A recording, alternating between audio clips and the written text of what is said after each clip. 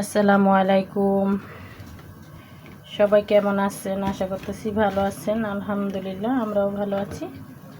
এই তো চলে আসলাম রান্নাঘরে। এটা কি কে কে বলতে পারেন বলেন তো? এটা হচ্ছে সাজনা পাতার বড়া, মুসমুস হয়েছে দেখছেন। এককালে অল্প আওয়াজে রেখে দিয়েছি যে খাওয়ার জন্য নিতেছি, আর তেল কম দিছি, হালকা তেল কম খাওয়াটা আমার জন্য জরুরি, কারণ আমি একটু ডায়েটে আছি, তার জন্য। এই তো সাজনা পাতার বড়াটা কত সুন্দর লাগছে বলেন তো, একদম ইয়ামি লাগছে।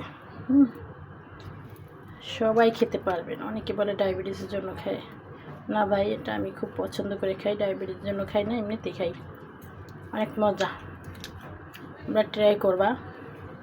এখানে ডাইল আছে, আতপ চাল আছে, ডাইল আছে, আটা দিছি, হলুদ মরিচ পাতা দিছি, কাঁচামরিচ, পেঁয়াজ, ধনে পাতা, এগুলো দিয়ে একদম মুসমুসে করে ভাজতে পারবা। কতটা মজা হয়েছে আর কতটা সুন্দর লাগছে দেখতে পাচ্ছ।